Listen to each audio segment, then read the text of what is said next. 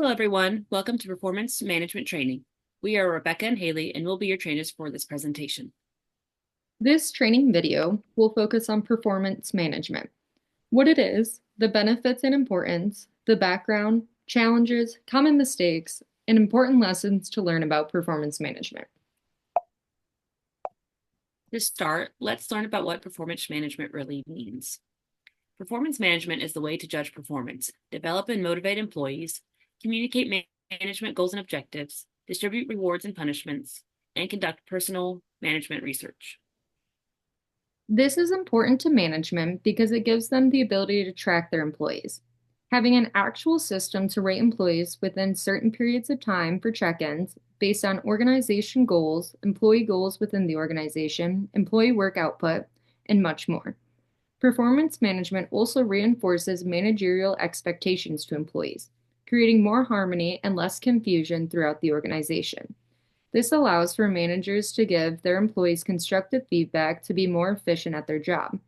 Constructive feedback is essential for organizations to fulfill their goals, both long and short term, as the team works either independently or together to reach them. Performance management can help differentiate employees' failures and successes from others and know where each individual employee's strengths and weaknesses are. Therefore, the main goal of performance management is to find out information on the organization. Information meaning employee work output, employee satisfaction, and management satisfaction. Performance management allows for the organization to be able to really see the areas they need to improve upon, also holding employees and managers alike accountable for their work. The way in which this should be implemented is to develop a system in which you are assessing your employees throughout the year, not just once a year annually, so employees can understand where they are lacking in performance or performing well, what areas need to be cleaned up for efficiency, and more. It is best to have this assessment on a schedule throughout the year. Every quarter or every 3 months at least, there should be a time to assess your employees. In this type of system, employees are better able to make adjustments to their work ethic more in the moment throughout the year. This helps generate more effectiveness while striving to meet organization goals and employee goals as well.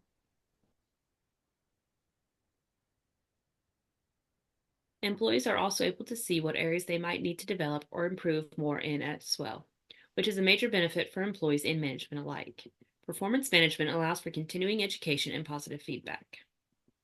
Performance management allows for organization improvement of effectiveness to ensure employee performance aligns with overall strategic objectives of the organization. Performance management involves defining clear expectations, continuously measuring performance, and providing feedback. Support and development opportunities to help employees achieve these expectations. Performance management in government and nonprofit sectors is often about ensuring that resources are being used efficiently, services are being delivered effectively, and employees and teams are performing to their highest potential. Employee assessments can take various forms and can depend on the organization's preference, individual employee reactions, or use because some are more adaptable to either person-oriented systems or performance-based systems. Here are a few methods. Graphic rating is the easiest across the board for development, administration, and scoring. It creates a list of desired and undesired traits with a mark on a scale that indicates how the rated employee demonstrates this trait. Ranking also relies on employee traits, but depends on the rater to rank the order of each employee on every given trait. It can be difficult to rank a large number of employees together with this system.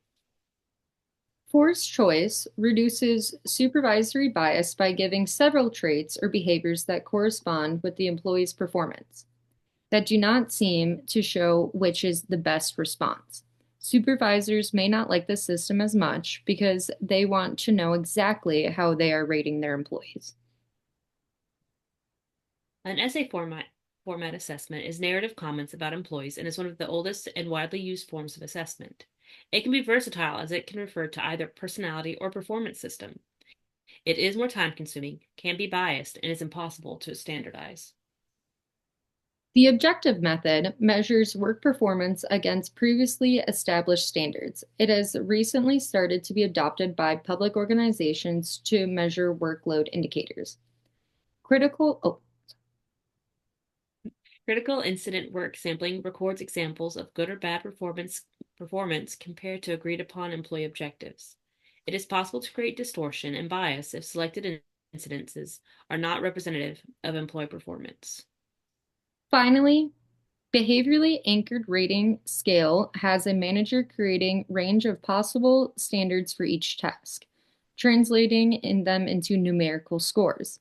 The standards and scores must be validated by job analysis. It is time consuming and a bit difficult to differentiate between what is employee behavior and what is an employee trait. Performance management does have some problems, though. Some potential problems are when there is a high turnover of employees, it is difficult to influence employees as they rotate out of the job. It is harder to really see how their performance is doing. Employers might not see appraisal as important for part-time workers, focusing more on full-time or those interested in becoming full-time or permanent. This becomes a potential problem because part-time workers are still putting effort into their work. If their performance is not being managed, then they have no ability to improve or see where they are lacking in comparison to full-time employees. With new flexibility with work in virtual locations now becoming more common, work expectations communicated through performance management may be more difficult. This is because if you're not working every day with your management, it is more difficult to see what your employees are really doing. On a day-to-day basis, if there is not a basic level of communication, it is much more difficult to evaluate your employees' performance. One of the major issues is how bias can come about very easily when giving performance reviews. For example, a manager is much more likely to give someone they are friends with a better performance review than they are someone whom they may not like on a personal basis. Infrequent feedback is also a challenge. This is why there needs to be a system in place for performance management so it is not infrequent. If there is a system in place, it would erase this challenge to the benefits of performance management. Performance management needs to be on a certain schedule. When it comes to performance management, governments and nonprofits can also get themselves in trouble because of the lack of accountability, poor employee morale, and missed opportunities for improvement. This is why having performance evaluations on a schedule is important. If there's a scheduled time for evaluations throughout the year, management and employees are held accountable for their work. When it comes to employee morale, having poor employee morale is a very negative thing in the workplace. It creates higher turnover within the organization and negativity spreads like wildfire. This is another reason why performance management is so important because this becomes a space where both employees and managers can express their concerns, which leads to more transparency and a healthier work environment. A way in which performance management helps improve employee morale is by giving out rewards as well. Creating a reward distribution system in an organization can also help motivate employees in their performance. So it is important that rewards are equivalent to the behavior and distributed equitably. In all, performance management gives employees the ability to improve through more accountability and transparency. By having routine check-ins, there's an ability for opportunities for improvement because there is more of a dialogue between management and employees.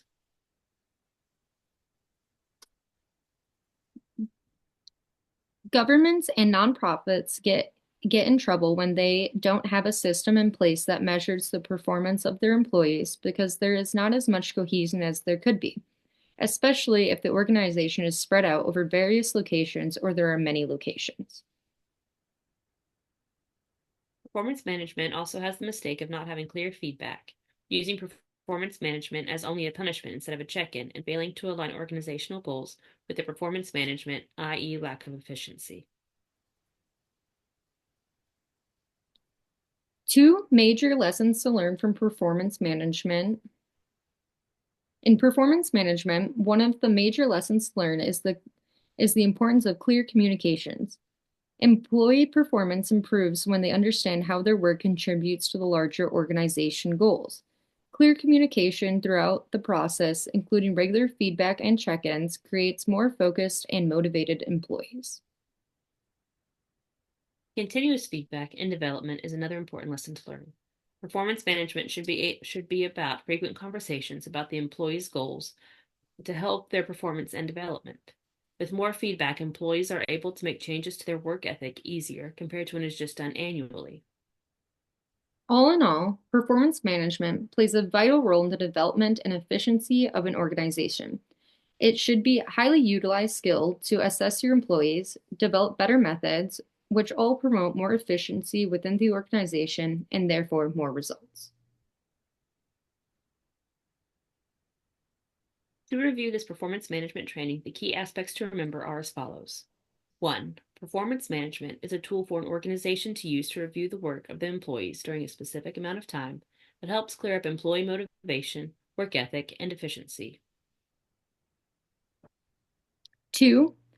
It provides a clear way to improve the organization by assessing the work ethic of employees to be more in line with the organization goals. 3. There are critical issues with performance management being lack of accountability, the difference of working in person versus modern remote options, bias between management and employees, and the focus on full time employees versus part time employees. 4. There are also ways that an organization can get themselves in trouble without even knowing it. These issues come from lack of accountability, poor employee morale, and missed opportunities for improvement. 5. Two major lessons to learn from performance management is to have clear communication between management and employees and to have continuous feedback from management to employees to be able to understand the effectiveness of their work and the overall goals of the organization. Thank you for coming to our training on performance management, and we hope that you can implement these ideas into your workplace.